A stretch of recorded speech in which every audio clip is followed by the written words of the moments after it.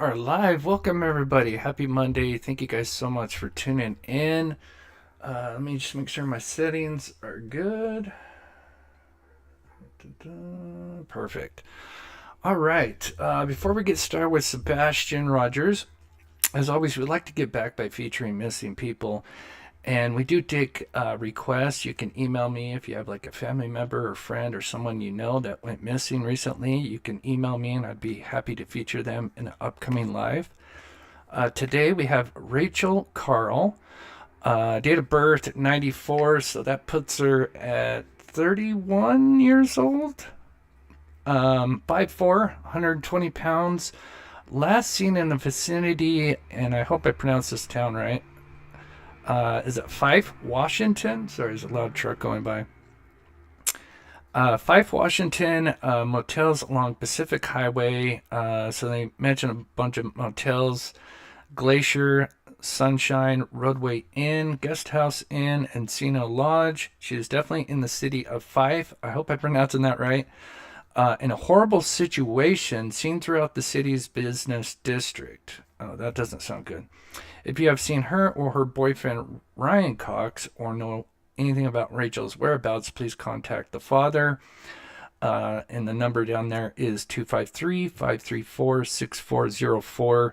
There's also a YouTube link. I don't have it right now, but what I'll try to do at the end of the show is I'll put the link and I'll put it in the description for those that are replaying and watching it, just in case they want more information for anybody that may be out there in Washington. But again, this is something that's coming from one of my viewers, and of course we love to get back and help. It also so let me also just kind of blow up her face. Make sure, okay, you guys can see it. It says Rachel has black and a white tattoo above her inner right wrist of a rose with leaves. So there you have it. Prayers for the family. Caroline says Fife is a dangerous area. Yeah, that's scary. And with all those mentions of motels, I hope this isn't something of a trafficking issue. Oh God, my prayers for the family. Like I said, this is a personal request from one of my viewers, so I do pray that she is found and safe. All right, let's quickly, before we get into what I got prepared, Nick Beres says he's going live at 6:30 Central Time, so I'm assuming that's 5:30 my time. It's in 30 minutes. It should be here, right? It's been a while since I've tuned into a Facebook Live. Let me know in chat. Wouldn't it be somewhere on his page? I don't know, under videos? Let me know in chat. I'm also going to pull up his Twitter while we're here real quick. And then while we wait for the 30 minutes, I have, of course, prepared a live. And we'll talk about something here in a minute. Nick Beres. Nick Beres, where are you? Where are you? Nick Beres. Is that him right there? Okay.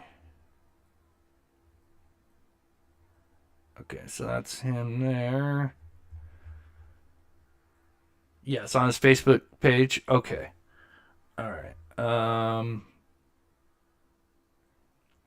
Does it sound echoey? It shouldn't be echoey. I don't have two mics going, do I? Check, check, check. Oh, there is another mic going. Mic, check. Okay, 1 second. We're going to fix that. Let's kick you off.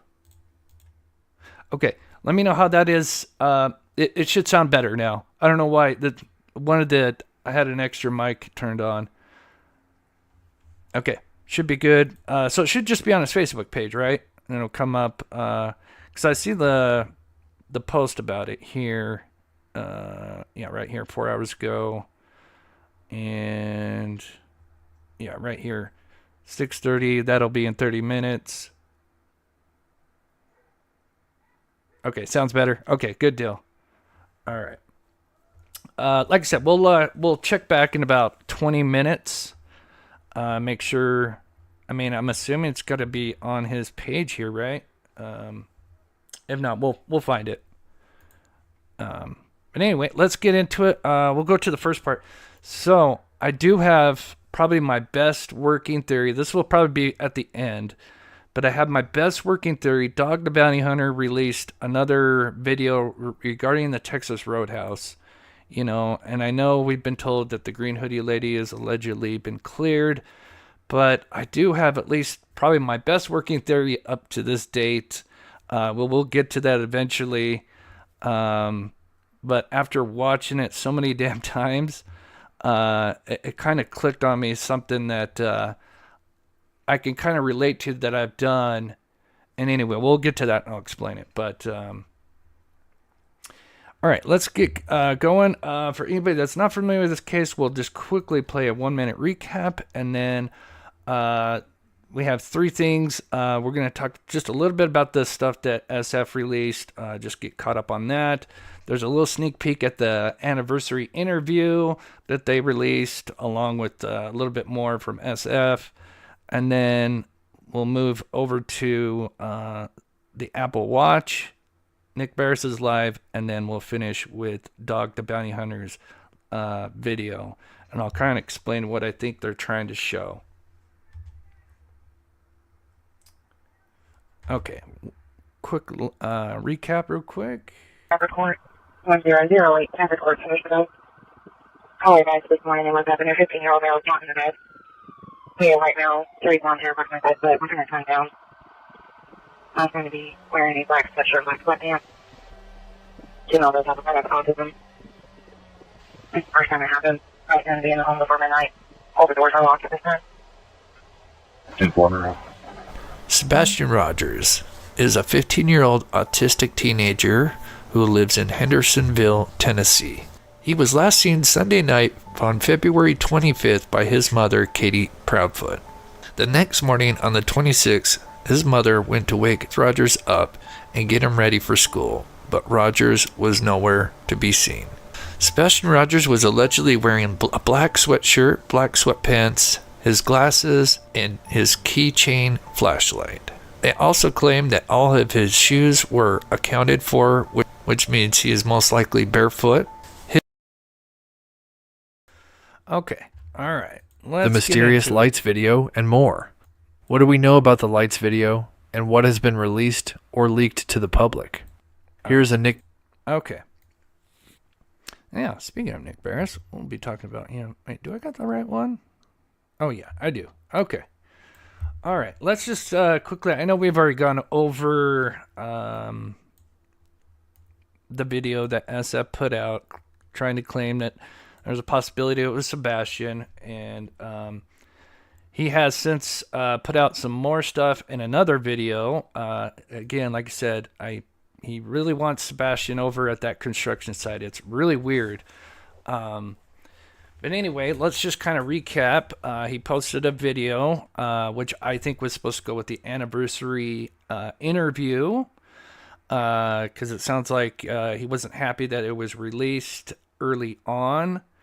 I think it was supposed to be released, and it was supposed to be this big revelation like, oh, look, we hired this PI, they're doing this anniversary interview, and we're looking for Sebastian, and look, he's been going through all this footage, and look, we found this person, we're not sure, but it might be Sebastian because it looks like he's trying to hide. But then when you actually watch the video, and we've already kind of explained it, and of course I talked to my sources and learned about this particular individual with the dog and his path that he likes to take. And it's pretty clear that it's, the one thing that we go off with this is, so after he posted it, of course, people came out, and even Nick Beres and Sumner County put out like, no, we've already cleared this person. And then he put out this video where it shows the guy on Devon turning on his porch light and coming out with the dog, and he's saying, no, this is at 12:12, but there's an individual at 12:17. But you can tell that the porch light is on at both times, which tells you at the very least, we know that the guy walking the dog is still out there, obviously. So here's that post that we talked about on Saturday. And so obviously, at the very least, if this was another person, they would be coming down killing and then going back towards the direction of this guy's walking the dog. So you would think if this was two different people or possibly Sebastian, he'd be running back towards the alleged person that he's allegedly hiding from, and it makes zero sense. And then, of course, we know that this guy's at least still walking his dog because at 12:17, his light is still on when we see this individual come down killing. Now, when I got like I said, I got sent some original footage. Now, that footage has obviously been released publicly, but it's not a slow or a fast version, which is nice. So you can kind of see, even though it's really hard to see the individual. The best way to actually see the individual is actually kind of like speed it up and like kind of scroll back and forth, because it's just, again, it's so far out there. But when you really kind of look at it at normal speed, the guy doesn't really hide behind the car. I mean, he walks up to the car and then within seconds, he's already walking back. Let me see. I tried different so significant things to try to highlight this person, and it's just, again, if you're on your cell phone, I apologize. It is almost impossible to see this guy. There's just a few tiny frames here and there where you can kind of make out a shadow. But long story short, the guy, when he goes to the car, I mean, it's within a few seconds, he's already going back. So if it was Sebastian allegedly hiding, you would think he would have been sitting there for a bit, and then you would think, if anything, he would go the other direction. But of course, this person just goes back up killing towards where the guy was walking his dog. So it's just the same guy walking his dog.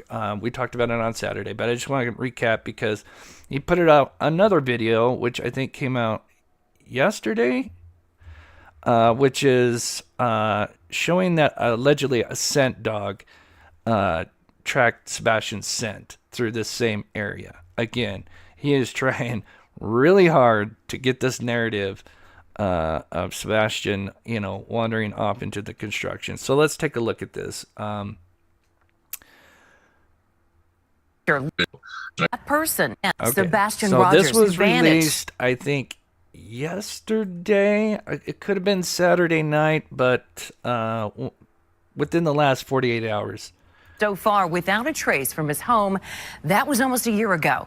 The family hired Steve Fisher late last year to take on Sebastian's case. Now, Steve says the video they're focused on now could be a break in the case. He says if you look closely, it shows a person in dark clothing in Sebastian's neighborhood right around 12:17 a.m., the night Sebastian disappeared. He says that person appears to hide behind a car when someone walks the dog nearby. Then that person... See, it would be one thing. This is the thing that makes me so mad about SF. It'd be one thing is if he released like this footage on Twitter and said like, hey, you know what? We see something moving. We don't know what it is. It could be possibly Sebastian. This is the night he went missing. What do you guys think? What do you guys see? Kind of like what Dog the Bounty Hunter does. Releases Texas Roadhouse and says, hey, what do you see? If you see anything, call in tips, right? But no, instead he puts out this kind of narrative that, oh, he's hiding and he's going to the construction site. Takes off in the opposite direction. I asked Steve how significant this video is, video the public has never seen. So what we found, we went through over 100 hours of surveillance, and it wasn't until the third pass through the surveillance that we even spotted this person. Is this person accounted for? Does law enforcement know who this individual is? Do they even know about this person in the video? And if they do, have they accounted for who that is? Steve told us the TBI also had a copy of this video. We reached out to them asking why they never released it. Now, there is still an active Amber Alert out for Sebastian. Hundreds of hours have been pouring into finding him. Ground searches, drone mapping, the use of scent dogs, and the scouring of surveillance video. So what's next in the search? I asked Steve that question, and you can see where he says they will soon focus their search in the WSMV4. One guess. Where do you think he's going to focus his search? News app. The family did sit down with me one-on-one. I'll have that full story for you. And you gotta love how breaking news, new video could help find Sebastian Rogers. You know that he was so mad that this got released early and debunked, and this was, I guarantee, it's supposed to go with the interview, and then he released this yesterday, on the day 1 year ago that Sebastian went missing. That's Wednesday, February 26th. The video, it's just surveillance video from Kellen. Let's see, I'm at 2613. I'm not going to show the exact house, but let me get the street view. So the basic kind of narrative is the camera. So obviously we're further up above Kellen from Sebastian's home. Sebastian's home's down south a little bit, not far. About 8 houses down. But anyway, the camera is on one of these houses, kind of down the street a little bit, but it's pointed up towards the intersection. And as you can see, Devon's not a big road, so the guy's walking his dog, right? And you can't go far, right? He's only has two places he can go on Devon, right? And we know at 12:17 his light's still on, which means he's still out there walking his dog. So what likely happened is he walked his dog around the cul-de-sac, and he came around and he come down Kellen, and then eventually he goes to down a few homes, and then just happens to go behind a car. Maybe the dog then goes to the bathroom, and then he turns around and he goes back. And then speaking with locals, this has been seen before. So anyway, just hopefully that explains that. But then let's get 2613.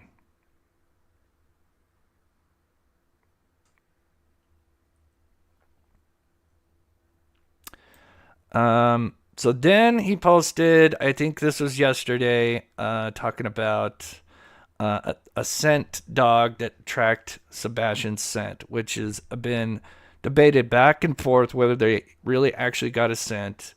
And I feel like, we've been told no, they never got a scent, like a specific scent from Sebastian. But here, for some reason, he's saying that they did, which...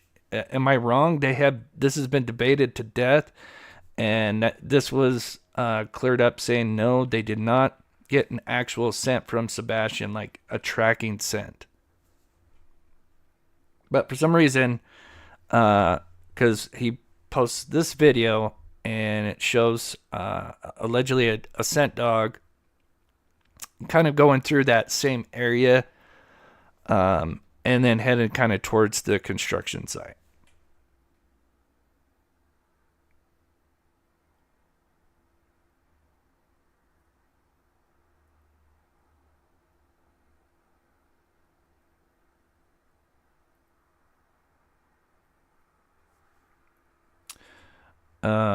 So he posted a video and then he showed the dog. So this is from the same camera that caught the person walking his dog down the road, and then just turned around and went back up.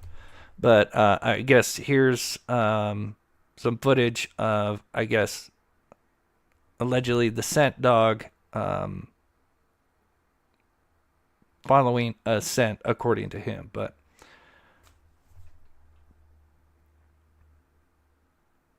we've been told no. Let's see. Why is Nick Beres saying on Facebook Live, corroborate by Snuggles, not a criminal investigation? See, I think so. This is my opinion. They're not going to say it's a criminal investigation until it's a criminal investigation. Like, they're not going to, if I think that's why just is another clue, in my opinion, that it's whatever happened. If it was a potential abduction, it's an inside job. And of course, they're not just going to say, "Oh, it's a criminal investigation," and then spook you know who, and then have them, by the time they have what they need, to get a probable cause or whatever warrant, they're in another country. So you got to remember, this is one thing that I've learned for those that are OGs to this channel. We used to have a former detective on this channel. And one thing I've learned is they can lie to anybody, to the public, all the time. Because sometimes they have to keep certain things close to the vest. So you got to keep that in mind. They're not going to show their cards until they're ready. But this is what scares me, because here someone's asking, well, did they get a sent article from the home? SF says yes. And they ask, well, where did the track end? Do you know where the track ended? And he says, I don't. So, again,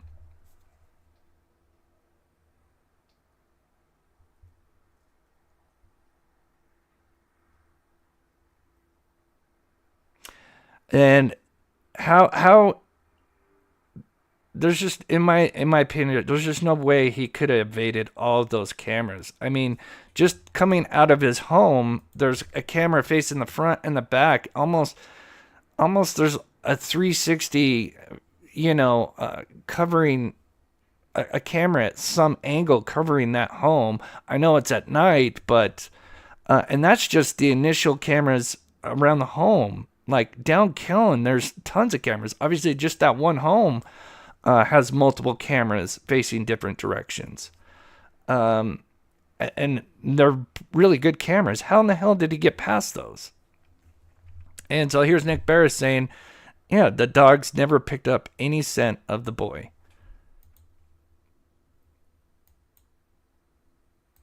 And then, so he goes on to say that he's going to get ground penetrating radar, which is something we've used in a case in Texas. It does cost a lot.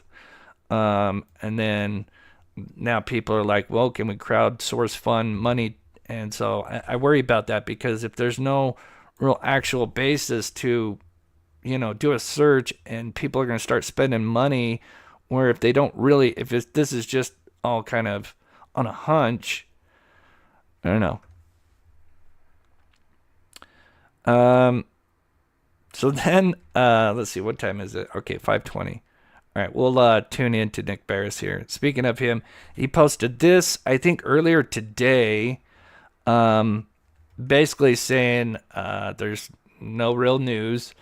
He did put speculation rumors continue to run rampant on social media, bogus video services. I think that's in relation to SF's video, which I kind of find kind of funny. False leads, baseless accusations. Then, yeah, he does go on to say that it's not a criminal investigation. But again, like, you got to remember, he's just a reporter. And I don't think, especially if it's close to the best, do you think they're going to tell Nick Beres, yeah, we're looking, it's a criminal investigation now all of a sudden. And then if it is an inside job, that's going to scare those, that's just my opinion, of course. But of course, SF's not happy about what Nick Beres posted. I thought that was kind of funny.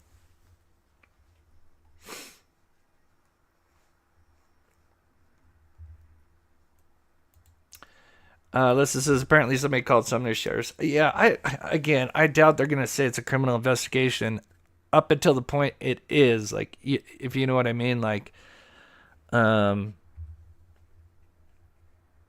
because they have to build that case, right? They have to build it up and collect all the, the proper stuff there for their investigation. All right, so it's 8 minutes till, I'm just going to refresh this real quick. Again, it's been, I know, bogus video. I know, it's kind of funny. Can someone remind me, will it be at the is it no, that's for me, right? Will it be under videos? Oh, more live. Oh, duh. I don't use Facebook a lot. I'll be honest with you. I got burnt out real fast. Yeah, exactly. Yeah, Amber Alert. Yeah, don't forget Amber Alert, which typically means, I think almost always means, that it's some kind of abduction. And then don't forget the FBI from Memphis saying that more or less it's a criminal investigation. So, I mean, that's coming from the FBI. Right. Exactly, Lisa. Yeah, why would they put a 50 out 50? They don't do that for, there's so many missing children. They don't just put out those rewards unless, like Jennifer Coffindaffer said, unless they believe it's fruitful. They believe somebody that was maybe involved in it, maybe not directly, but knows, potential family member, friend, that may decide to take that reward and turn in those responsible. So do keep that in mind. Yeah, a lot of people, yeah, exactly. I'm so glad you guys are saying that. I think this just goes to show more that, with the abduction theory versus inside and outside job, which way that would lean.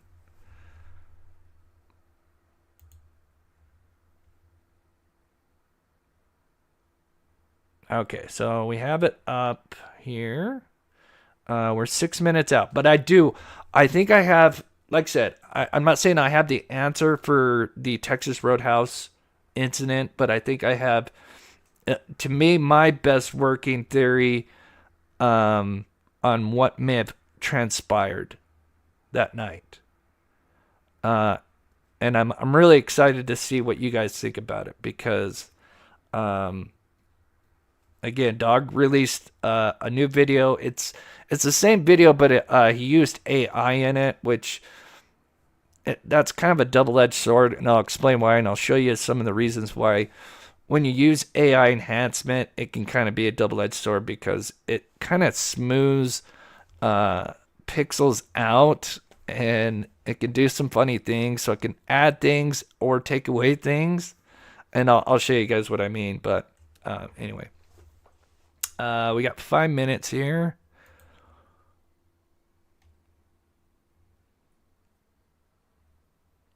I'm not expecting much from Nick Beres. Again, they're not going to tell him much. I hope he maybe talks about the dog thing.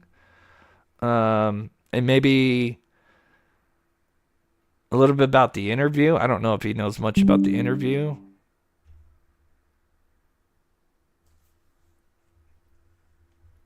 Oh, thank you, Cowgal. Yeah, much better.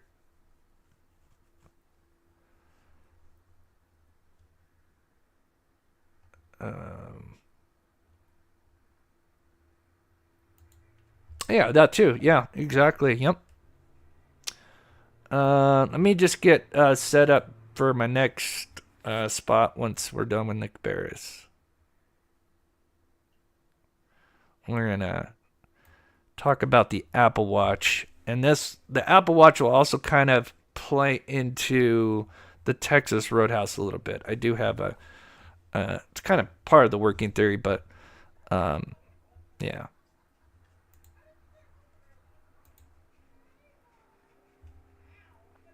Okay, so he said 6:30 Central Time, which should be 3 minutes from now.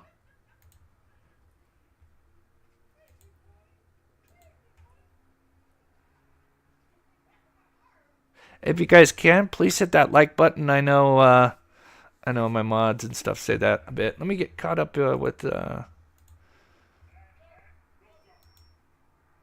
people outside. Heather, thank you so much for coming a member and supporting this channel. God bless your heart. Sumner's Army, thank you so much. I see you everywhere. God bless you for everything you do. And thank you so much for the support. Black Witter, a huge supporter of this channel. God bless you, Black Witter. Member for 18 months. Nearly 2 years. That's so awesome. Thank you so much. Jen from Georgia. Yeah, and of course we kind of, at least I gave my opinions on it. I think with the Amber Alert and the FBI thing, I think that should say enough.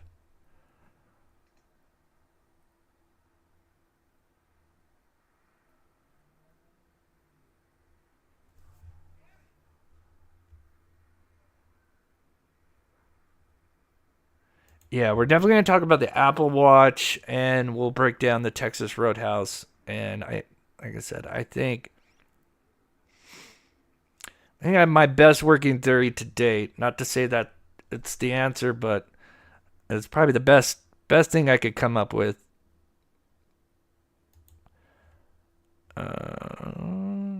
Someone's saying this is an old one. Yeah, yeah. It hasn't updated since April. Huh. All right. 1 minute.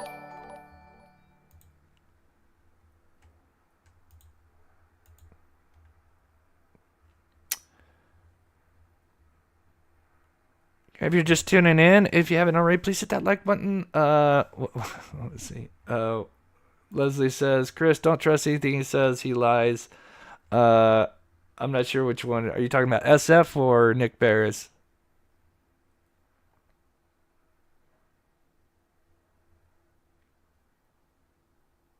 Again, I'm not expecting much from Nick Beres. I don't.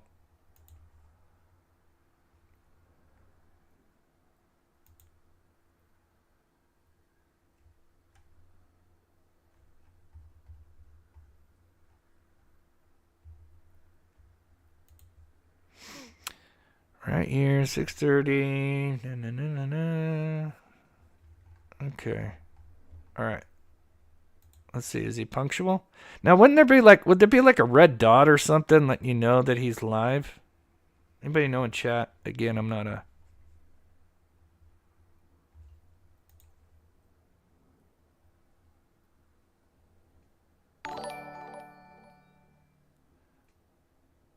You could email me, Jenna.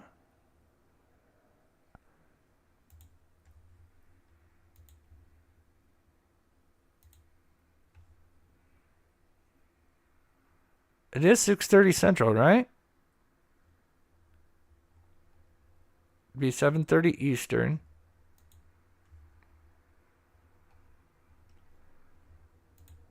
All right, if you're just tuning in, Nick Beres said he was going to go live, answer some questions about the Sebastian Rogers case, because obviously, I don't know if you consider tomorrow the anniversary or the 26th, I guess.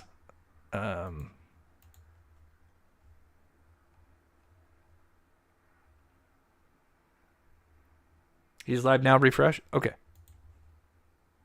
Oh, yep. Perfect. Okay. To Monday morning when he disappeared overnight, thought to have left barefoot and with a flashlight, and then was reported missing by his mother, who he was with that night at that home, and since then, not a trace. And so what I wanted to try to do here is just give you the latest of what I know about the case. There are a lot of rumors, a lot of scenarios out there on social media, which is fine because it keeps his name out there. But what I'm dealing with here is basically what I know to be factual, what I know, not my assumptions, not what I think, but more along the lines of what I've been told from those who are very close to the investigation. So who am I getting this information from that I'm going to be sharing with you the basics today? The information I'm getting from where I have had direct contact within just the past week, checking back in with them, is Eric Craddock, who is the sheriff of Sumner County, okay, who from the beginning has headed up this investigation there in Sumner County. He was not the sheriff at the time that this happened, but has since become the sheriff. He heads it up. So Eric Craddock, spoken with him directly. All right. Ken Widener, who's the director of Sumner County EMA. He's not so much as an investigator, but he's in charge of every time a tip comes in of going out and searching and tracking down to see if there's anything to it. They respond. They're the emergency crews that go out and respond to that. And then I've also talked and had close contact with the man who would be involved if this ever becomes criminal, and we'll talk about that in a moment, but that is the District Attorney Ray Whitley, who stays very close contact with investigators, including, I'll mention who else I've been in contact with, some sources within the TBI who are involved in this case. But Ray Whitley is the District Attorney. He meets and talks weekly with investigators, standing by, wants to know what's going on, what the latest is with all of that. That's where my information is coming from. Of course, I talked to some other people close to the case, people in the neighborhood, people like this who have been at candlelight vigils, the like. At one time or another, I've had contact with Sebastian's parents, but have not had any contact with them recently. They've certainly done a lot of interviews over the past year, not only on TV, but on social media. So you've heard from them as well. So that's where I'm coming from. And I know there may be some people out there that say, well, Nick, we just don't believe in law enforcement. We're not going to put our stake in law enforcement. Where's the FBI? Well, the FBI is involved to a degree that they are behind a $50,000 reward for Sebastian. I'm just looking for the latest on that. They're asking for tips to be sent to them, but also specifically to 1-800-TBI-FIND. But look, there are people that say, well, we don't have faith in law enforcement to continue this investigation. They haven't broken it after a year. Look, if you've followed missing children cases in the past, and I've covered sadly enough of them, these are not easy cases to solve. And I've followed many investigations in my career. And frankly, there have been some over the years that I felt they kind of dropped the ball on this. They haven't done everything they could do. As far as I can tell, and no one's telling me to do this, I have no stake in this except I want Sebastian found safe and sound. As far as I can tell, law enforcement from the very beginning, with the search and everything else, did this textbook and used every resource that they possibly could, and they continue to do so. So if there's people out there say, well, I want to go with these, I think Dog the Bounty Hunter and others are involved. Hey, good for them. I'm glad they're involved. They're not here. They haven't been on this from the very beginning. They haven't seen all that's been done. I think the more people involved, the better. But I'm not here to slam anyone. And I'm certainly not here to say, well, I don't buy law enforcement. I'm just going to go along with some guy says on social media. It's not the way to do it. And I think that's born out of frustration that we're all feeling right now, and we wish it could be solved. Let me tell you this. No one is more frustrated and disturbed by the situation with Sebastian, aside from his family, of course, than law enforcement. They desperately want this solved. And I can tell you right now, District Attorney Ray Whitley would love it if this case turned criminal and that there was a suspect brought before them. He would be ready to prosecute and go after them immediately. But that gets to this other point about some of the things that I wanted to hit on that is new. And then I'm going to look at your comments and try to answer what I can. Okay. But look, I've talked to them. This is not a criminal investigation. Okay, and a lot of you are going to say, well, the $50,000 reward from the FBI, and it's not a criminal investigation. Let me just explain what that means. And I've talked with not only the DA, but the police chief, or rather the sheriff, this past week, and asked them specifically. Again, people are wondering, is this a criminal investigation now? And they say, no, Nick, what this is an investigation. We're looking into it and looking for any possibility. That does not mean we're ruling out a criminal investigation, but at this point, there is no evidence to indicate something criminal. So we are not calling it a criminal investigation. And you're like, well, how else could a 15-year-old just suddenly vanish? He had to be abducted. Potentially, sure. I hear what people are saying about that. 15-year-olds like this just don't vanish, do they? But there can be other explanations. And in the absence of any physical evidence, any eyewitnesses, any video that really shows him being grabbed or abducted or something bad happening, they're just calling it an investigation. It is not a criminal investigation. There are no suspects. From the very beginning, yes, the first suspect whenever something like this comes down are those closest to the person who's missing. And that would be the parents. Oh, you bet. I've said this time and again. They have vetted his mother, stepfather, and biological father. They have checked and double-checked their stories. They have interviewed them. The family has cooperated. They haven't lawyered up and clammed up and not cooperated with police from the very beginning. Now, a lot of people are going to say, oh, well, his mom, she was the one there. She had to be. Really? Give us the proof. Where is it? Okay? I mean, you can go ahead and guess or whatever. There's no proof. To this point, there's no evidence whatsoever that anyone close to him had any involvement in what happened to him. So what else could have happened? He could have wandered off on his own. He could have fallen into some crevice that they haven't searched, which I find hard to believe, and he has not been found and got hurt. He maybe somehow ended up somewhere where he was in a dumpster for some reason and got carted away, even though they have searched a landfill.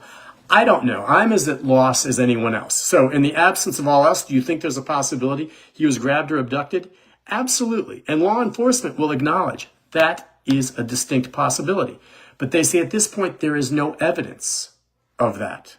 They don't see anything.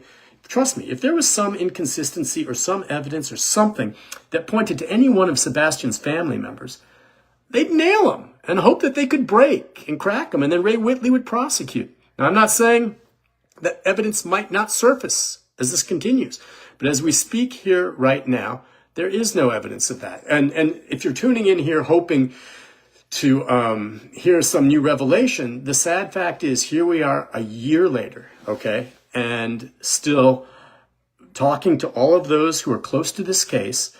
They are no further along in terms of any new leads. In fact, I'm told now the tips and the calls that had been coming in on 1-800-TBI-FIND have really pretty much slowed to a trickle. There just hasn't been much. I mean, the story is still out there. Of course, with time it fades, but it hasn't faded for law enforcement. I asked, is this now, after a year, considered a cold case, which means it's kind of on the back burner. It's not going to be solved. If something comes up, fine, but we're moving on. And they said no. This remains an active case. We talk about it every week. We look at the possibility of any reports along the lines. All of that, okay, is something that they continue. So it is not a cold case, and it remains active. There's reward money out there. Have there been more searches? Some people said, well, they were going to wait for the change of seasons and go out here. I know that there have been private searches conducted. I know family members have been involved in searches. I know Ken Widener has had crews out in response to certain things. I know there have been photographs sent from around the country. I had some photos sent to me today from someone who saw a person that looked like Sebastian in Salt Lake City. I think it was probably a few weeks ago that I was someplace, I'm trying to remember where it was, and I saw someone that resembled him. And you know, I just walked right up and stared at him, all right? I mean, I didn't just, oh, that might be him, I'm going to call it in. If I see someone that looks like Sebastian, I'm going up and checking. And I've seen enough photos that I can tell up close if it's him or not. And I went up there. He may have thought I was a little weird. What are you looking at? But I went up there to look at him and just kind of glance. And I realized, no, that's not him. But I checked it out. Almost all of these photos, a lot of people say, well, I thought I saw someone, or there was a report in Seattle or the airport in Salt Lake City and whatever. They do their best to track those down. You know, there have been some photos from around the region here during the past year that showed someone that looked like him. They vetted that out and found out it was not him. So it remains just a confounding mystery. I'm trying to think where else to go with all of this. It's just heartbreaking to me. You know, I try to think of other cases. Summer Wells, of course, comes to mind. That's the tragic case out of East Tennessee. And that little girl has never been found. A lot of people thought maybe her parents were involved, but law enforcement never found a link to that. And she remains missing. She was, I think, only 5 years old. Another one, Joe Clyde Daniels. He disappeared. And again, after the fact, his father, under, questioning, confessed to killing the boy. And there was a trial, and he was convicted, and he's serving life in prison. But had the father never confessed, had he not broken, that case would never likely be solved, because Joe Clyde's remains still have never been found. People disappear. We can go back years. Janet March, remember that case from the 90s? Her husband, Perry March, is serving life in prison for killing her, but it took a while to get him, but her body has never been found. So a lot of people who say, well, law enforcement's not doing a good job, they're not doing enough. I mean, there is a lot of pressure on them. But finding this when they do everything, sometimes things are like this. The Holly Bobo case. Holly Bobo disappeared for a long time. They had these suspects. Law enforcement looked everywhere. And finally, it was several years later that her remains were found by a ginseng hunter in the woods. That's what it took. They had searched every place else as best they could. So these types of things happen where they can't find anything. The one thing that gets me here is that there's just no sign. It's as though he vanished into thin air. The dogs were out there. People are going to ask, were dogs used? Yes, dogs were used very early on. Drones were used early on. They've checked the ponds. They've checked caves. They've gone a large distance around the area. You would have thought, a scent that would have continued. But Ken Widener said a lot of people early on thought, well, the dogs hit on a scent and it died and ended at a pond, which, by the way, they searched. And he goes, that really wasn't true. We didn't know about that. What other evidence was there? There was some evidence that I had from early on. I got it about the same time law enforcement did, you may recall, of what appeared to be some lights outside the family home in the middle of that night. It looked like lights moving, but you really couldn't make anything out. I had the story. It's out there. Many of you have probably seen it.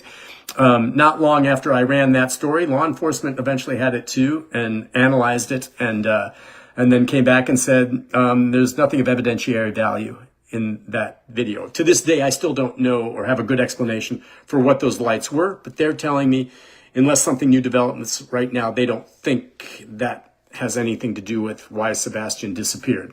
I still have my questions about it, but I take them at their word. Last week, a video surfaced by a private investigator. A couple of local media outlets, I think, ran with it. I don't know if they ran with it before they talked to law enforcement, but law enforcement said they had that video since 72 hours after the boy disappeared. They had already vetted it. The district attorney told me straight up, Nick, there is nothing to this. It is of no evidentiary value. It is not a big break in the case like someone reporting. Yeah, and even if it was something significant that they thought, you can't make anything out from that video. You're not making out a face. You can't tell who it is. So there's been some videos out there that haven't guided us anywhere. That's the other thing. This neighborhood, very dark without a lot of lights. Not too many cameras captured anything. So the circumstances to this day, my heart goes out to the families, the mother, the stepfather, the biological father, all care deeply about this boy along with everyone else, and we so much want it solved. But here's the sad fact. The longer a child is missing, the less likely that child is found. Law enforcement right now, a year later, say, we cannot tell you whether or not Sebastian is alive or dead. It's heartbreaking. But where is he? Was he abducted? Was this child slavery or something like that? Why would they target a 15-year-old with autism? So many things just don't really add up. So every time I think I'm on a theory that might make sense, I think it through and say, no, that's not, and I just am at a loss. And I can tell you there are certain things about this case that law enforcement feels they cannot talk about publicly still. And they're not going to discuss some of their theories that they can't prove, but they have theories, trust me. And they try to find evidence matching the theories, but there's nothing. There's nothing. And that's the frustrating thing. I'm not saying, this is a year later, and I think on this grim milestone, it's worth doing this Facebook Live to try to, and I'll see your comments here in a moment. I'll scroll through and try to answer, but there's not much more than when I did a update 2 months ago, or when I did an update 6 months ago. There's just nothing new to report. And it's not that they aren't working it. It's an active case. And so that's what I have for you. And I wish I had more to share with you. I know so many people are following this story and have strong emotions and feelings about it.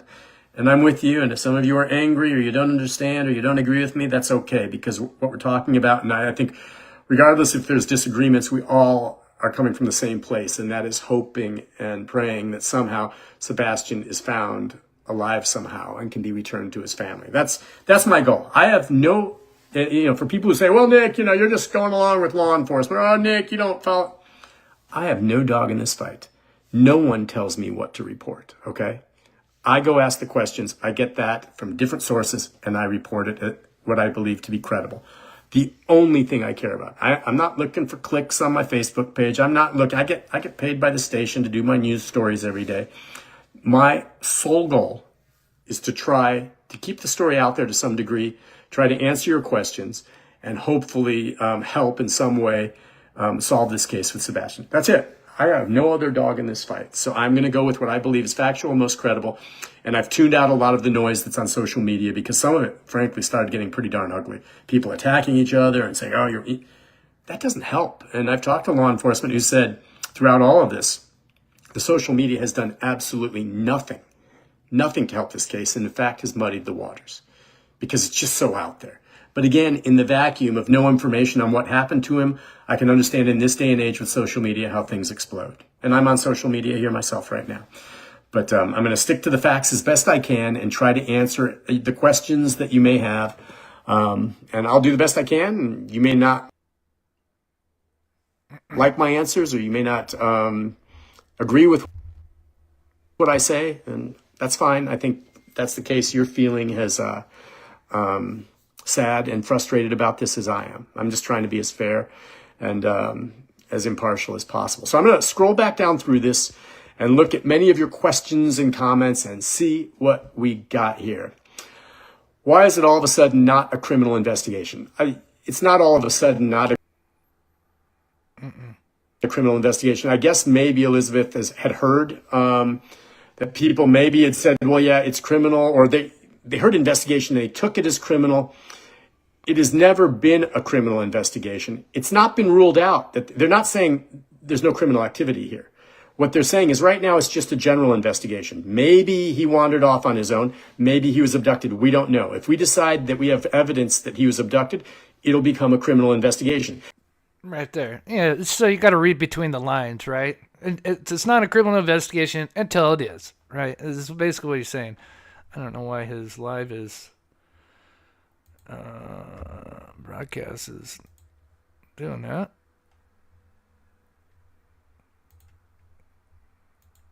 In comments and see what we can have the theory, but it doesn't make it real. You have to prove it. So it's not all of a sudden. It never has been a criminal investigation, ever. Let's see. Why don't you tell them directly what the Sumner County Sheriff? I did. I don't know what I've left out. What else did the sheriff tell me? That's basically when I talked with him, what he told me. It's not a criminal investigation. We don't have suspects. It is not a cold case. We are continuing to work it as an active investigation. And the number of tips have dwindled significantly. I mean, that's basically what I'm not keeping anything from you. Now, he may be keeping something from me in the investigation. I'm sure there's certain things the TBI doesn't want to share, perhaps, but I'm telling you what they tell me. That's all. I'm not keeping anything from you. Let's see what else. So why did it change? A lot of people think it changed, and maybe at one point some were reporting it as being criminal. I think at one point I raised that question quite often, saying, is this criminal? Is this criminal? And at some point there were some that seemed to indicate that it could become that. But all I'm saying is if that's the case, what they're making very clear now is that it is not criminal because there's no evidence that something criminal took place.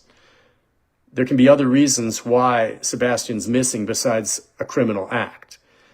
But if they find evidence of it, they'll immediately call it that. And I said the district attorney's ready to prosecute the moment they go that way. So who's lying? I mean, why does someone have to say, oh, someone's lying? No one's lying. No one is lying. You think there's some mass cover-up because they don't want Sebastian found? Get a clue. All right. Let's see. What else do we have here? I have a pic of an email.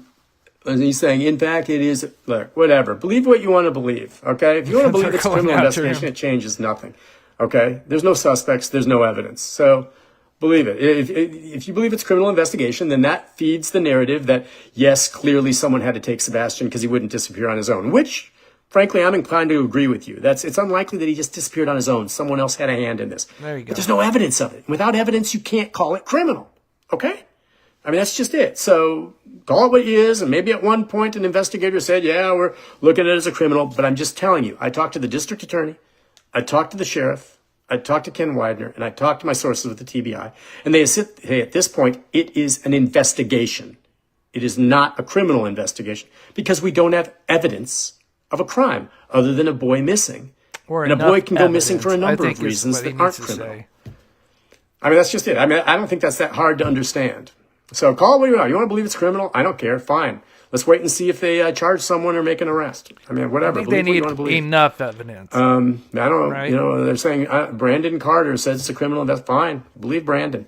Ask Brandon where the evidence is that proves it's criminal. He doesn't have it. He doesn't have it. You know, so, you know, if there's times where back in early on, There may have been some that said, yeah, right now we're looking at this becoming a criminal investigation. I may have reported that because I was told we're looking at it maybe becoming a criminal investigation. We think it's going to become a criminal investigation. And there may have been some who did say it was. I'm not saying you're wrong for hearing that, but all I can say is where we stand now. Perhaps there were leads they thought were going to lead to criminal investigation. They have not come through. And so that's what I'm being told. Right now, it's an investigation. It could turn criminal, but right now, and I don't know what the big deal is. As long as they're investigating it, wherever it goes, but I think everyone's like, well, it's criminal. That means there's someone out there. Well, believe that. Do I believe someone had a hand in him? This is my belief. In him disappearing as opposed to him just vanishing on his own? I think the odds are probably yeah.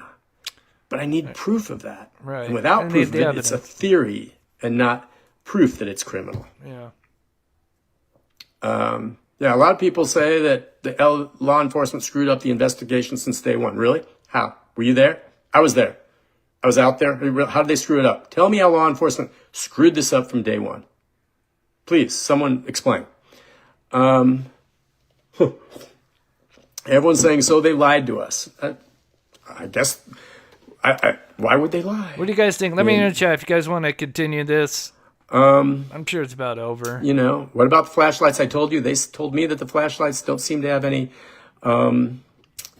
evidentiary value at this point, and that's what I reported. I have to go with what they tell me, unless something else comes.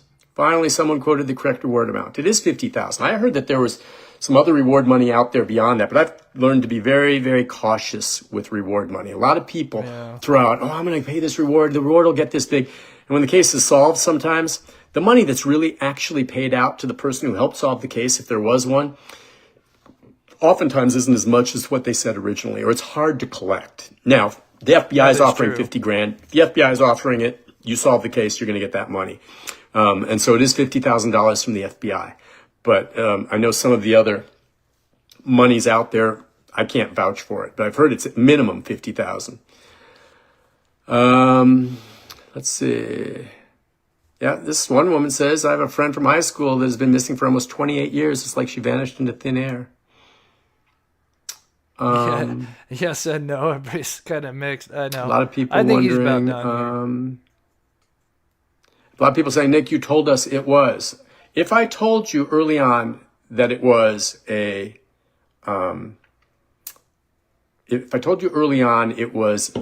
criminal investigation, it may have been in connection with the fact that early on, law.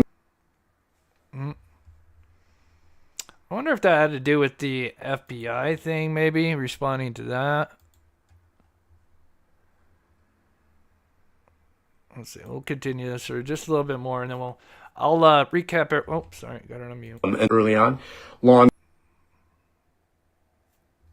I don't know why his stream is acting up. Come on, Nick Beres, get your stream up. If I told you early on it was a criminal investigation, it may have been in connection with the fact that early on, law. This thing might have died right here, actually.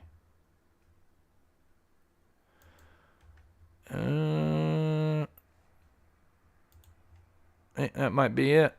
Maybe.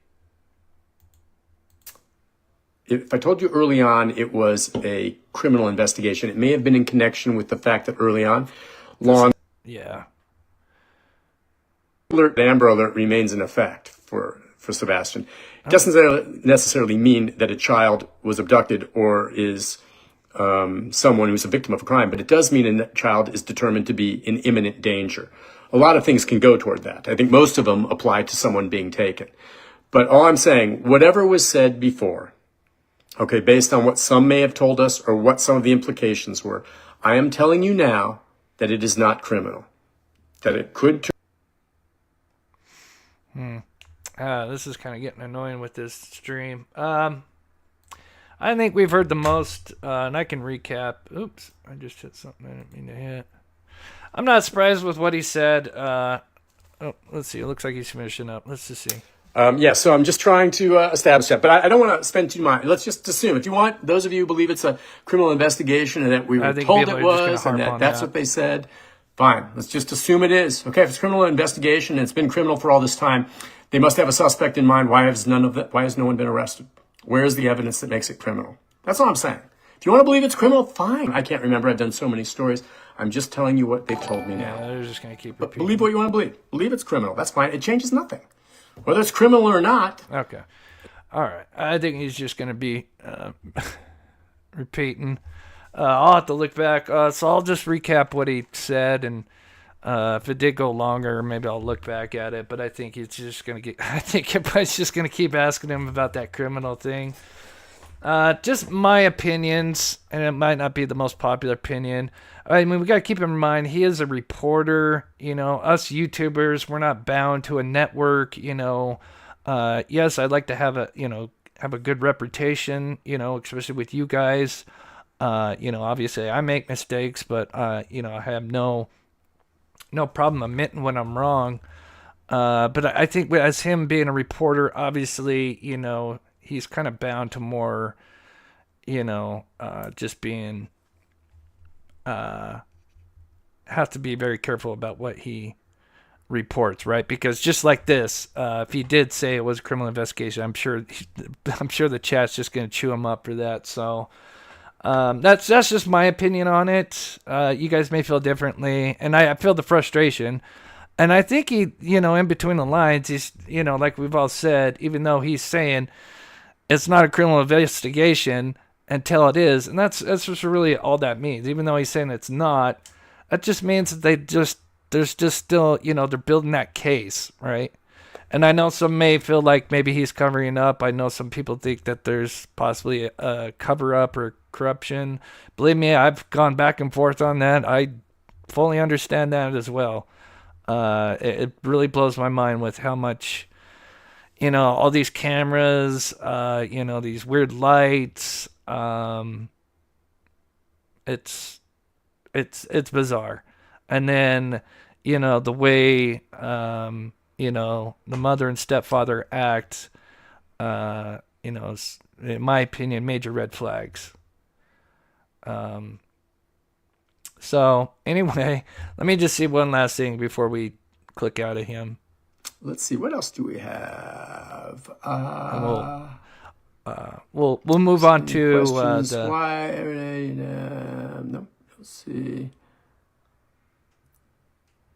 A lot of people say law enforcement did a bad job from the beginning, but no one's explaining to me how they did a bad job. I think they're just going to keep asking the same questions. They responded. They were out with drones. They circled the area. I will say, when it comes to the search, I mean, they, as far as I've seen, because now again, I'm not a professional, but some of you guys have been with me for a long time and know that I go out and I've done searches. I've, you know, had the pleasure of working with EquiSearch, Texas EquiSearch, with the Dylan Rounds case, and then of course I've done independent ones. And the amount of manpower that they use to search for Sebastian is unreal. So it's definitely, when it comes for them, the parents, what did they? I mean, all these people saying this. Were you out there? Do you know how these things go? I mean, I followed the search for Summer Wells. I flew out there in the helicopter. I've seen that. I remember the massive search for Joe Clyde Daniels, which, by the way, I don't think was perfect at the beginning. Same thing with the search for Holly Bobo. Yeah. Those had some problems early on. This one didn't. This one, to me... Yeah, and I think because he's moving around, he's got bad signal too. So we'll finish it there.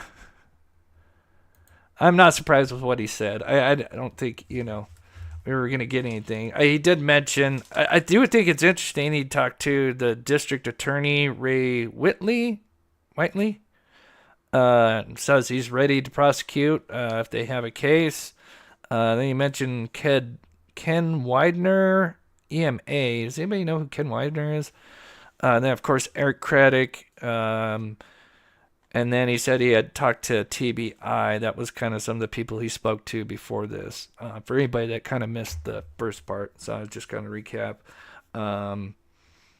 The only thing that I find a little concerning is he says that the tips have slowed down to a trickle.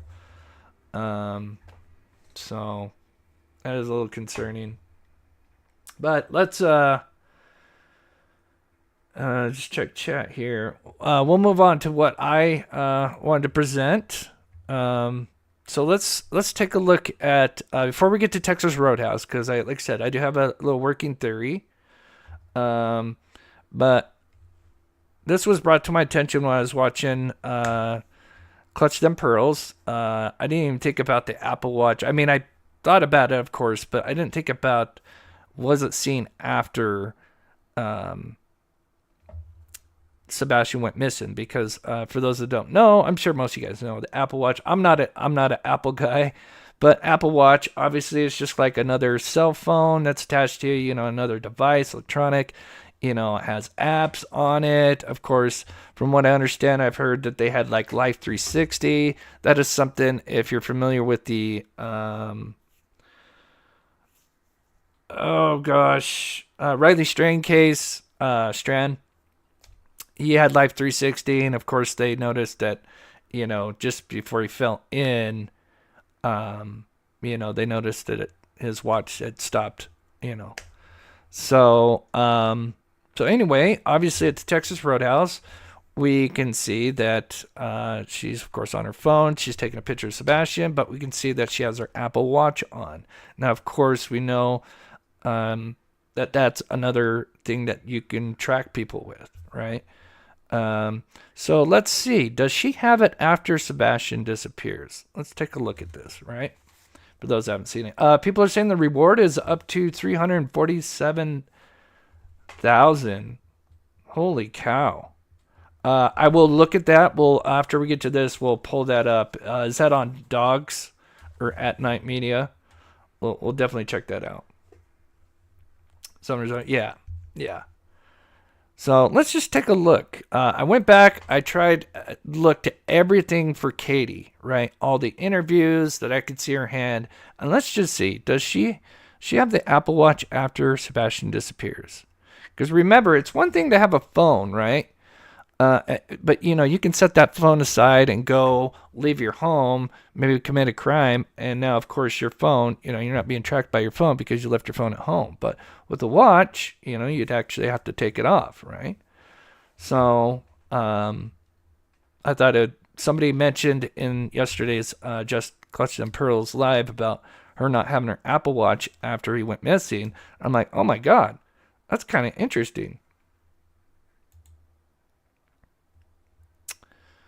Sharon says, Mob Crew, do you have secret info you cannot share? I've shared like probably 95% that has been told to me, maybe 90%. There's maybe one or two things that I've been told that, I have to wait until the right time.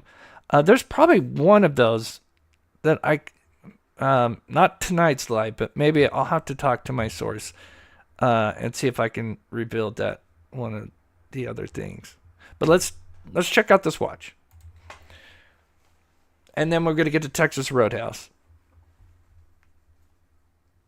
Now again, I'm not an Apple guy, so if anybody's more familiar and explain Apple, be my guest, because I'm an Android guy. But of course, Texas Roadhouse, night before or the night of that he went missing, she does take a picture. If you zoom in, you can kind of see that obviously she did take a picture of him eating, sends it to somebody. But more importantly, she has the Apple Watch. She kind of has like a white band on it, right? And then kind of a black face. I know there's different, obviously multiple generations, models.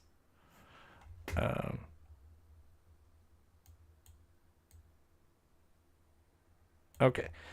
Oh, and then I'll shout out people because I know somebody sent me a Venmo. Margaret, thank you so much for the Venmo. God bless you. That means the world to me. Thank you so much for the support. And I'll get to chat here in just a minute. So here's a picture when they got the dogs. I think this was in 2023 at some point. And we can see she's got her Apple Watch. It's got the white band with the black face. Same one in the Texas Roadhouse. So it's kind of like this. I'm not sure if it's the silicone or if it's, what is that, leather band. I'm not sure which one she has. But basically, more or less kind of something like that.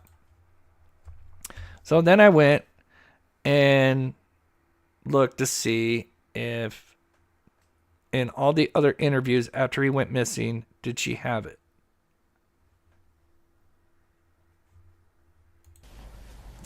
Eight days missing. Somewhere We flooded. here that night. Say goodnight to his puppies. A little bit later, I wound up going to bed, and when I was I don't, Jamlin went. Well, he doesn't. because I heard they had Life Like 360, so playgrounds. I think it's Apple. But here we are, left hand, and I even have a still image. Same interview, and as you can see, no Apple Watch. he likes playgrounds. Just has one of the bands on, which I think is interesting. Silicone. And then this is 8 days after he went missing, so 3 days later. This is when they were trying out their hand modeling career, Chris and Katie. I don't know where that has gone. I don't know if they had any offers for hand modeling, but of course they were, they could do the 8-day interview, but I guess on the 11th day they were just too emotional. But anyway, what we have here is we have Chris's hand on top. That's his left hand. And the hand we're interested in is Katie's left hand right here. This hand right here is her right hand. So she's kind of like this. So her left hand's on the bottom. That's one where the watch would be. And it would be right somewhere right here. Let's take a look.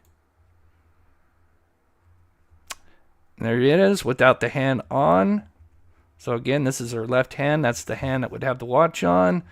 And what do you guys see? No watch. No watch. Maybe she put it on her right hand. Nope, not on her right hand. And now they're trying their hand modeling career out. But as far as I know, they haven't had any offers yet. That could change. So, moving on. So maybe they just, maybe she got out of the shower or something, even though I think they're waterproof. But, maybe for these two random interviews, maybe they just by chance she took it off. So let's check out another interview. 20 days later. It's 20 or 21. Kind of depends on. But this chronicles Olivia.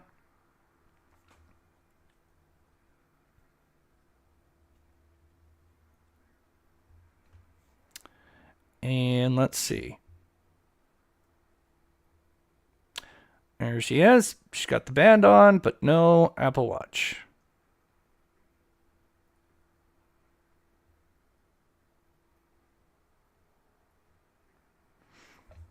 Very interesting. You would think, for those that know, Apple Watches are pretty expensive. I'm sure if you have like a service, I'm sure you're only paying some kind of monthly thing for it. But those things range from $200. I mean, if you get it refurbished, up to $1,000. I mean, they're expensive. Then let's check out 26 days later, where they're at a restaurant and somebody followed them in and took a picture. Now, when I first saw this, now it looks like, now remember, she's always had it on her left hand, but when I saw this photo, I'm like, wait a minute, because right now it looks like it's her right hand, but then I realized, well, I see a ring on her finger, and she only has one ring, which is her wedding ring. And so I thought, you know what, that photo has probably just been flipped.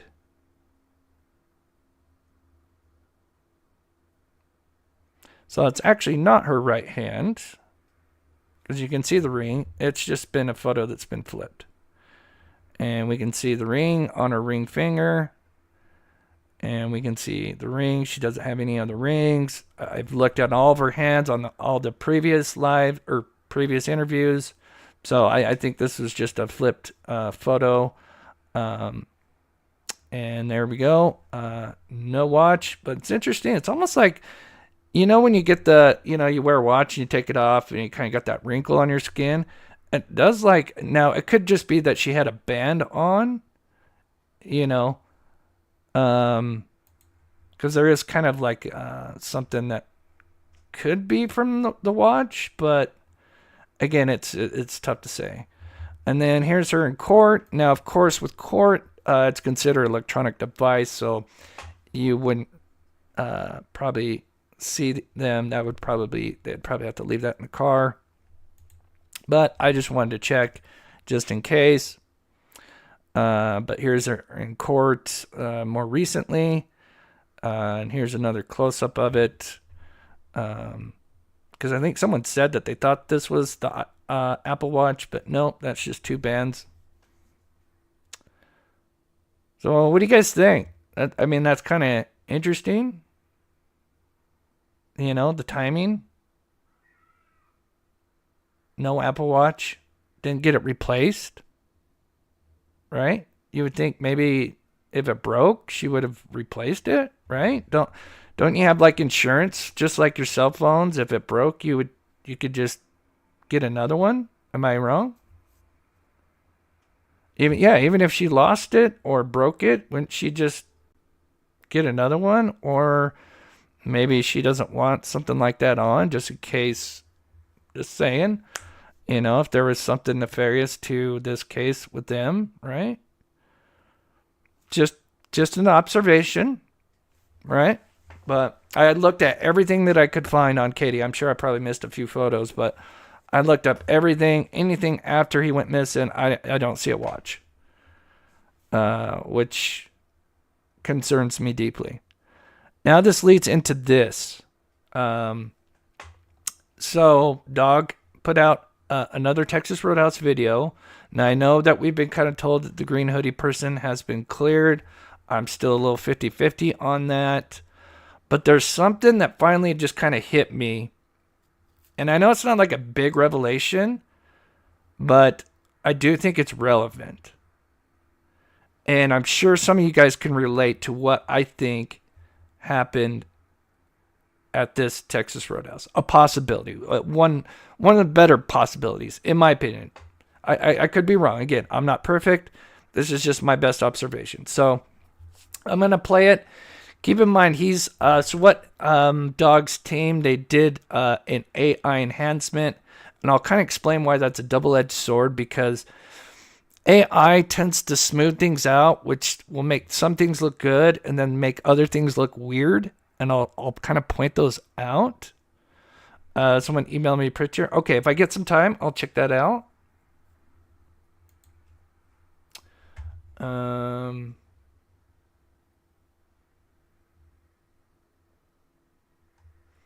Change bands. Yeah, it's just weird that you just don't ever see it after he disappeared. I mean, as far as I know, I could have missed something for sure. Link for an iPhone. Oh, I'll see what I can do, Summer. But God bless you. Unless the mods had already helped you, I think you have to use like Safari or something. You can't use the actual app. I need to brush up on how iPhone does their stuff with memberships. It's been a while. The last time I checked, it was, and I mean this was a while ago, is you can't be in the actual YouTube app. If you're on Apple, you have to use Safari, and then you can actually join the membership.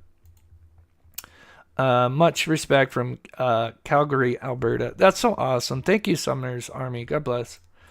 Cynthia, sorry for being hot-headed in your chat. I'll hush and listen to you. Thanks for all you do. Oh, no worries, Cynthia. I understand everybody's frustration. I feel it. I don't blame you. We just, we try to, I understand. Just try to be respectful of what you say in the chat. And I get it. Believe me. Debutante. Thank you, Chris, from the bottom of my heart for showing the missing friend of my family, Rachel Carl. Oh, I'll try to feature her again on Wednesday. I might even do a live tomorrow. So, but yeah, I'll try to feature her a couple times this week. So more than happy to help this community because we're a team. All right, so let's break this down. Sorry, it's going really slow. He like slowed it down like really crazy. Okay. So here's this one I want to point out with the AI. So just to kind of give you an idea of why you have to kind of be careful with AI enhancement because it's again, like I said, double-edged sword. So look at Sebastian's arm, and I'm going to zoom in. You're going to notice something that it does. And like I said, it'll blend pixels because it's smoothing stuff out. But sometimes, so right now he's got his hands in his pocket. So sometimes in some frames, it'll look like his hand's a little bit longer. And then sometimes it'll look like his pants pocket almost goes up his arm a little bit because the pixels are trying to smooth themselves out. And so you can get some, so right here, it's like he doesn't even have a hand anymore. And I'll zoom in right here. So do you guys see that? It looks like he's just missing his hand. Because now what's happening is the pixels are smoothing into the car. So can you see that? It's like he's missing his right hand. So that's kind of the issue with AI is, like I said, it's just kind of a double-edged sword because it'll try to smooth things out. And of course it doesn't know, I'm sure it'll eventually get better. But, so you got to keep that in mind because then with what we see next, there's some weird things that happen. Yeah, I used to walk with my hands in my pocket all the time because I had poor circulation in my hands. All right, so I want to show this, and then I'll explain my theory on what I think happened here. So we have Green Hoodie. I know she's kind of out of the frame, right? And she's standing by the car. Now, Dog shows, the kind of zoomed out version, and you can kind of see how she kind of backs up as they're coming, which is interesting, which tells me, in my opinion, she knows Katie in some regards. And I'll explain what I think happened.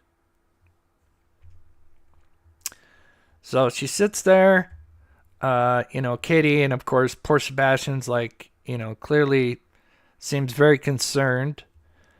But let's just look at what happens here. Okay. So Katie's going to be coming. So she moves forward. She kind of gestures. I don't know what she does because she's kind of cut out of the screen.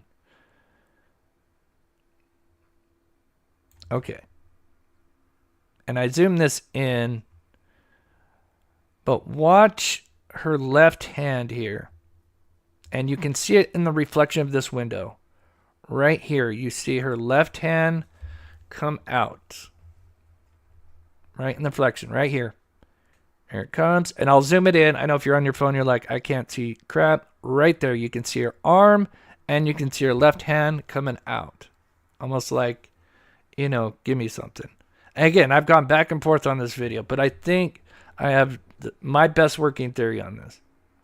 Now let's zoom this in so you guys can see it. And then she comes forward. So here's it zoomed in a little bit better. Keep an eye on the reflection. This is what we're looking at. Reflection of the passenger window next to the car. Katie moves forward. Be able to see it better here. Watch her left hand.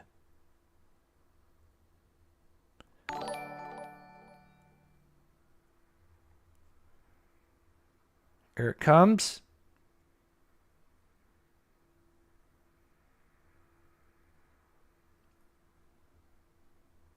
And you'll see it really good right there.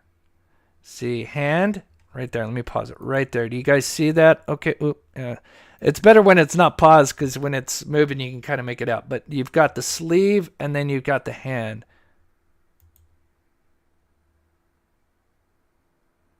And then I think she kind of raises it and it comes out, and then it's not in the reflection anymore. But let me just show you one more time. Arm, left hand kind of swings out. Katie kind of gestures something, and then, of course, then they back up a little bit.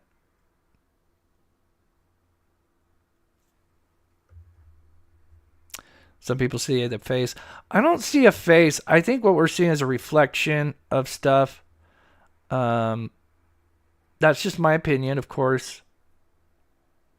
One more time, and then I'm going to share with just my theory on this. Because in my opinion now, after seeing this so many damn times, I think at the very least, they know each other to some degree. And I'll explain here in just a second. But one more time.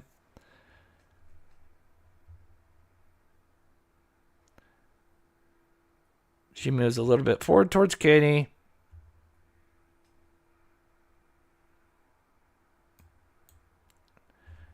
Katie's got, she has either her keys in her hand or possibly the Apple Watch.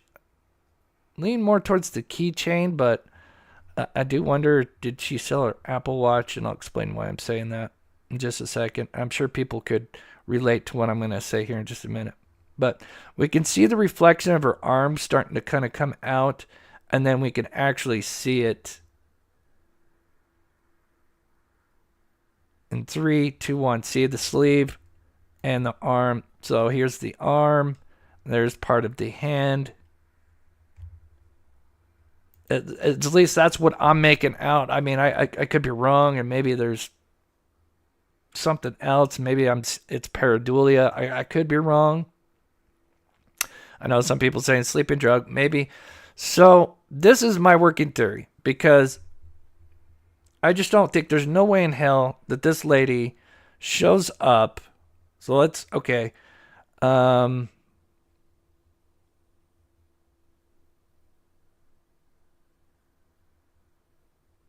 lady shows up at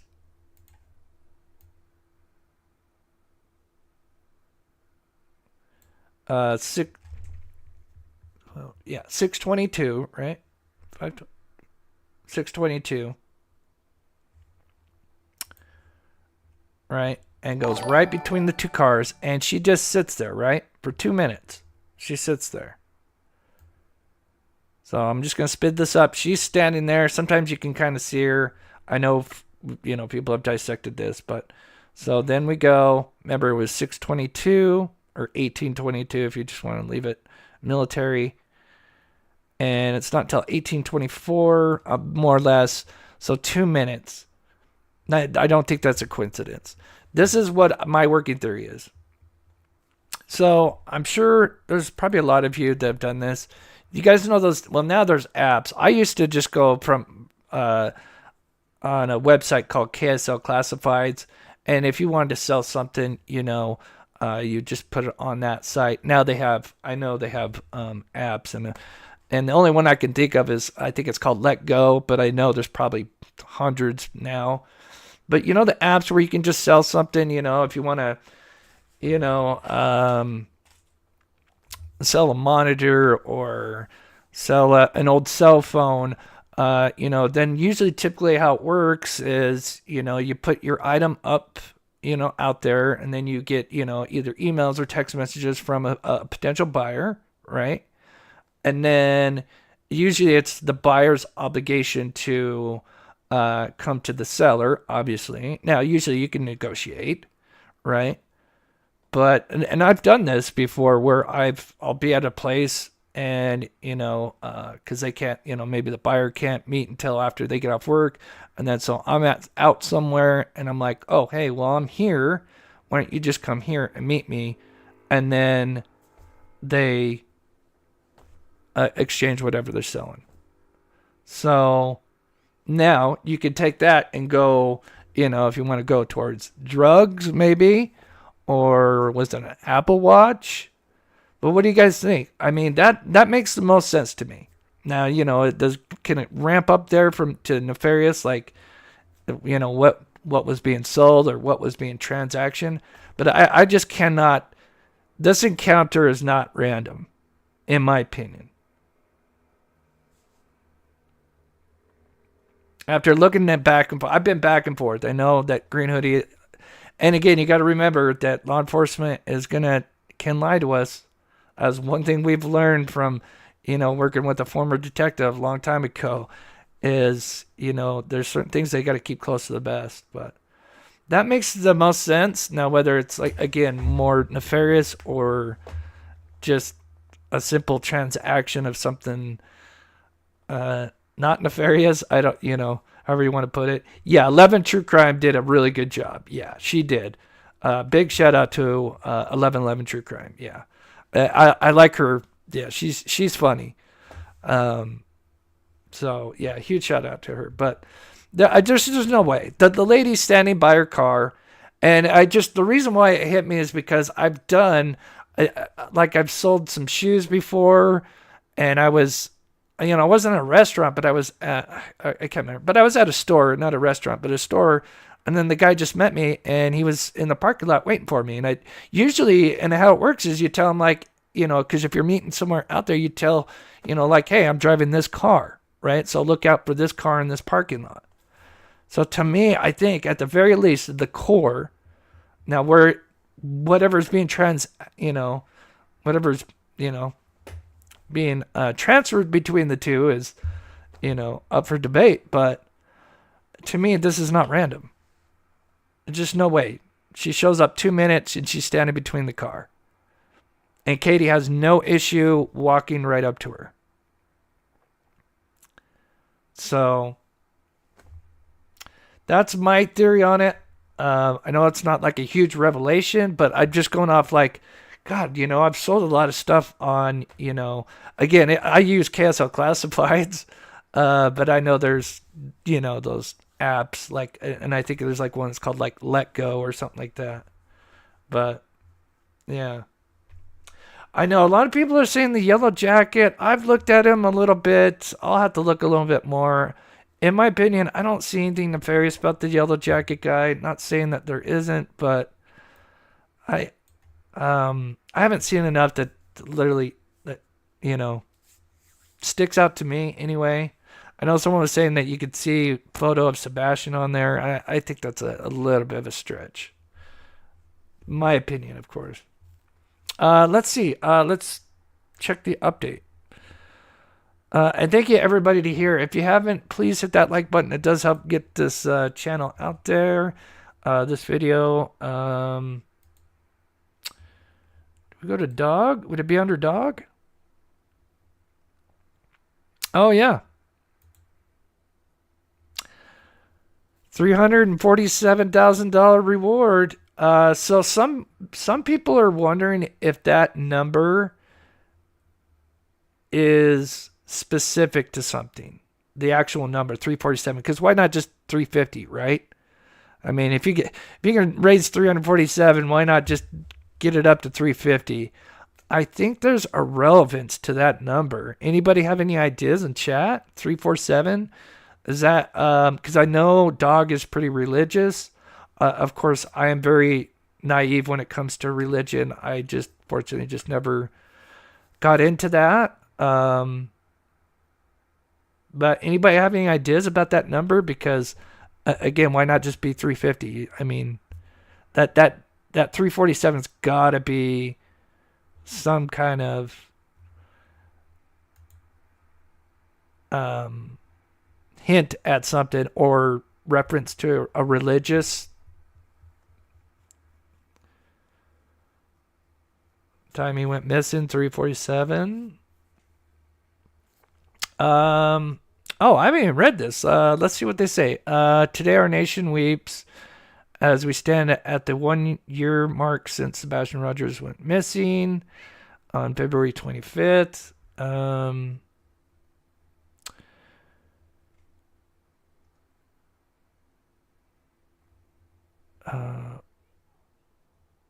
We are a nation built on America's first, kids first, lives first, a nation that stands tall, united, unyielding in the face of darkness.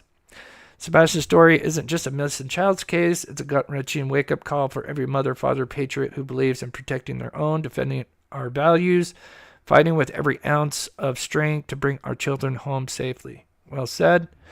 This is every parent's deepest nightmare, and for those that have been with me a long time, I've worked with mothers in this situation, and that's why I have my red flags when it comes to Katie, because that is not the typical behavior that I've seen from the mothers that are trying to find their child behave.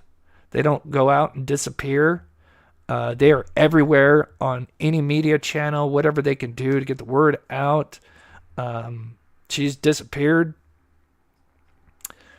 We will not back down, not now, not ever. Today, we're raising the reward to a staggering $347,000, leading to Sebastian's safe return. Every life matters. Don't hesitate. Gives the tip line. The usual poster. Interesting. Let's see. Anybody?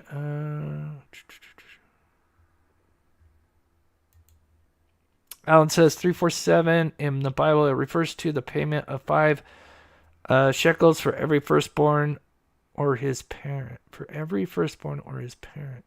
The payment of 5 shekels. Interesting. Debutante, witness to unbelievers. Oh. Yeah, I feel like it'd probably have more towards a religious thing, but yeah, yeah. Let's hope that's not. I doubt that's, but I mean that's interesting.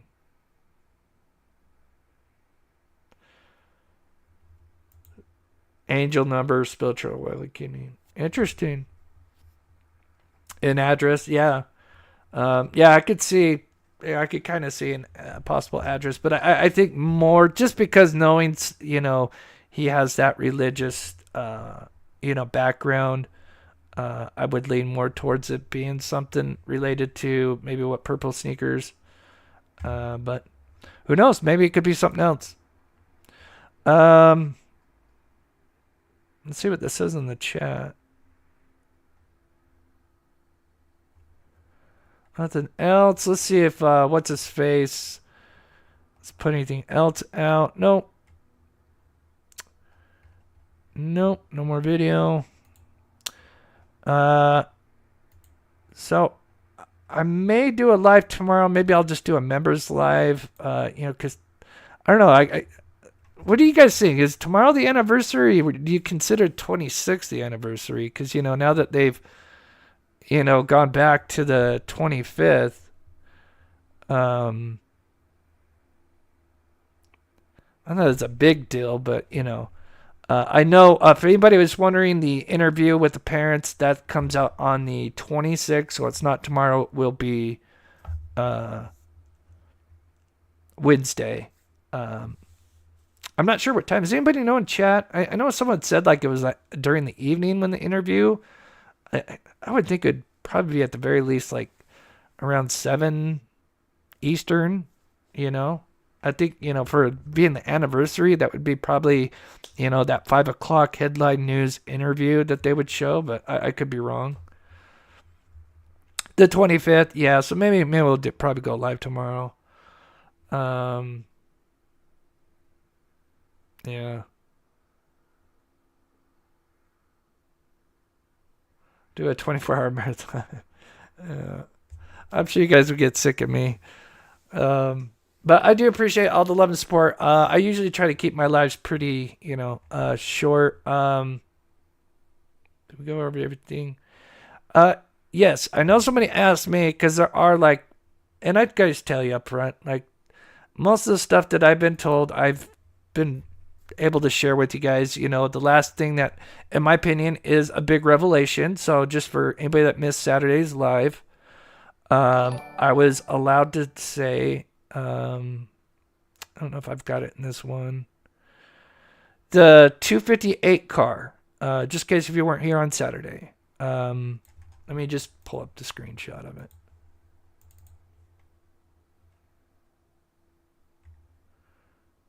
Where are you? Might be in the other folder.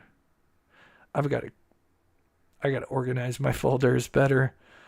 1 second. Yeah, just in case. Yeah, especially if you didn't see my live Saturday. Yeah, this one right here. So if anybody's wondering, if you guys remember, this is the car that was captured at 2:58 a.m. Being able to speak with my sources, because kind of what happened with SF, with him releasing that video, trying to claim that I was Sebastian hiding. The guy that has that footage, feels betrayed because SF did certain things that he did not want him to do if he did release it. So that's kind of got kind of an uproar with the locals, which is a good thing, because I think more people are waking up. And I wouldn't say just waking up. I just think some people are just trying to move on with their lives, but now they know that, especially the ones that had footage and SF came to collect, that he's kind of betrayed their trust in some ways. So anyway, with that, this guy that has this camera it's a motion censored camera, right? But it's amazing because it picks up things that are way out there. It's the one that picked up the guy coming out of his house on Devon. But anyway, so speaking with the source, who had spoken to a certain individual, literally saw this, looked back at this footage recently in the last 72 hours. Question was asked, do you see the car come back? And if you do, what's the timing? I was hoping to get like a timestamp, but unfortunately, I don't want to push too much. But the quote was, it was really quick. So that means this car goes up Kellen and comes right back down. Now, why, if it had a destination and it was just somebody coming home late, what would be the reason that now they're turning back around right away? Unless it's the car that we've been, of course, associated with that 3 a.m. car. And that's my working theory. And until something else proves otherwise, that is what I think will happen. Oh, Salem 347?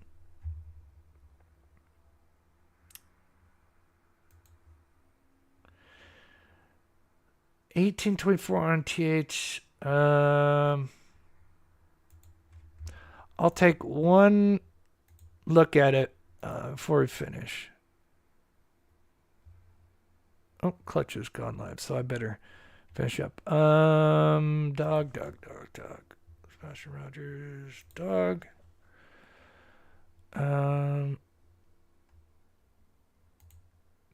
Site. This one. 1827. Wait. Oh. 1824. Oh, the time 1824.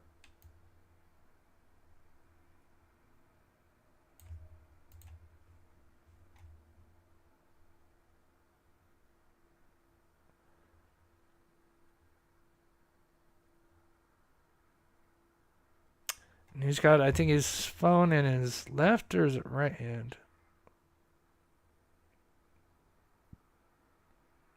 Oh, you can't. Oh shit, you can't see that.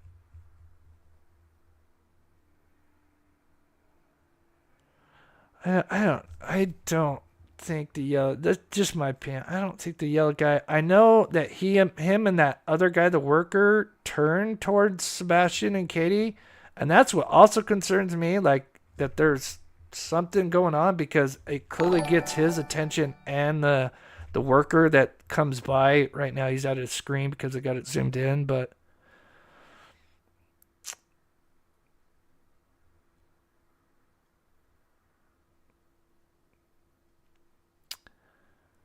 I don't know. I mean, this looks like because this is where you get your pickup if you order. Yeah, he's got his phone in his left hand.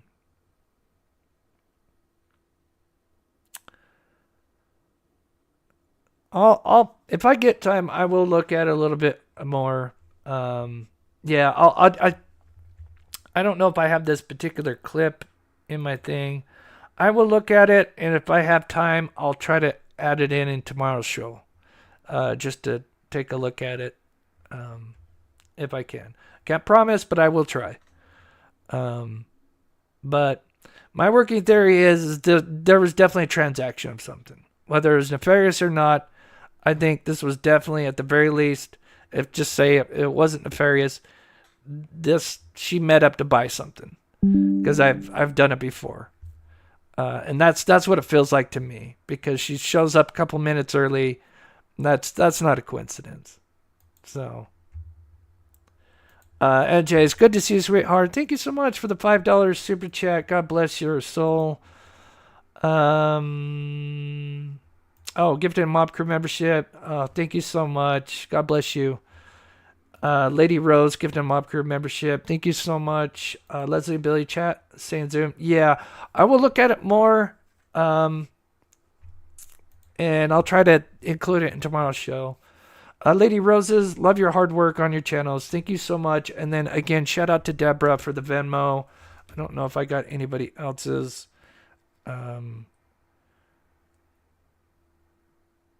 Sometimes I don't get them until later. My phone's kind of funky here. All right, guys. So yeah, we'll do a live tomorrow, because technically I guess a lot of people are considering an anniversary. So I'll try to put something together, and I'll see if I can try to include that raspberry for you.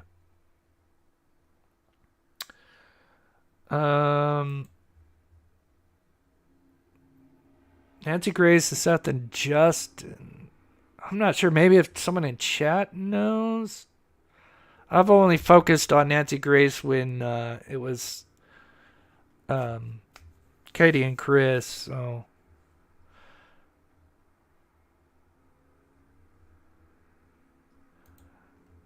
PayPal goes straight to me. YouTube obviously will take a portion, but either way,